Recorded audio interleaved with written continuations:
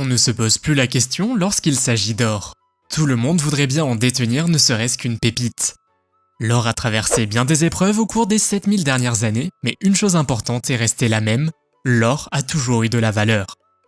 D'autres métaux beaucoup plus rares que l'or existent et sont beaucoup plus accessibles. Mais pourquoi l'or est autant valorisé? Eh bien, c'est ce que nous allons découvrir dans cette vidéo.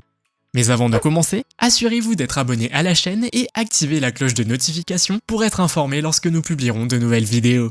C'est parti!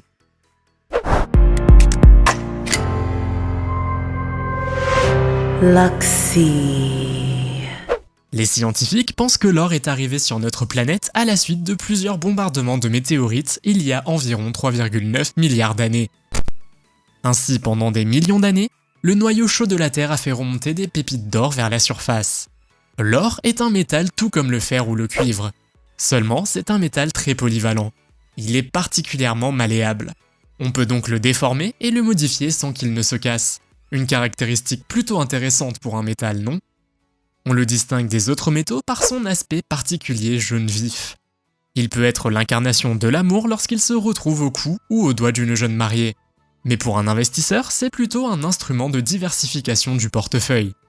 En outre, l'or est un excellent conducteur électrique, il résiste à la corrosion, il ne s'oxyde pas, ne ternit pas, et bien que l'or soit malléable, il est pratiquement indestructible. L'or utilisé par les Mésopotamiens existe encore aujourd'hui et ce que nous extrayons aujourd'hui sera présent pendant des générations.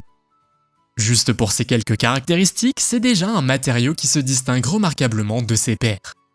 Lorsqu'il s'agissait de trouver quelque chose de valeur avant la monnaie traditionnelle, les civilisations avaient plusieurs options. Il y a 118 éléments connus de l'homme, mais parmi ceux-ci, seuls quelques-uns pouvaient être utilisés comme marchandises. Tous les gaz sont évidemment hors de question. Les éléments radioactifs comme l'uranium et le plutonium seraient particulièrement difficiles à mettre dans votre poche et à utiliser dans un marché local. Ensuite, il y a les éléments familiers plus raisonnables comme le fer, l'argent, le cuivre et le titane. Mais étonnamment, tous ces éléments ont des caractéristiques peu souhaitables. L'aluminium est beaucoup trop fragile pour être utilisé dans des pièces de monnaie ou des objets.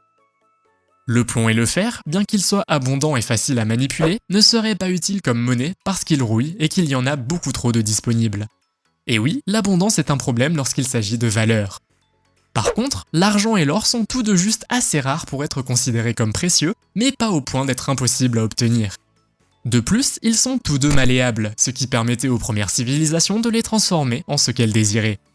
Aujourd'hui, l'humanité a pu extraire 190 000 tonnes d'or, et tenez-vous bien, c'est à la bijouterie que revient la plus grande part des 190 000 tonnes d'or disponibles. Environ 50% du stock d'or se trouve dans les bijoux.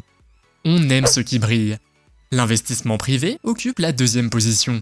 Il peut s'agir de particuliers détenant des lingots et des pièces, ou encore des parts négociées en bourse. Il y a les banques centrales qui détiennent environ 17% du stock d'or, et il y a bien évidemment la technologie et la dentisterie qui représentent environ 13% du stock d'or. L'or est partout, sur nos doigts, autour de notre cou, même dans notre bouche.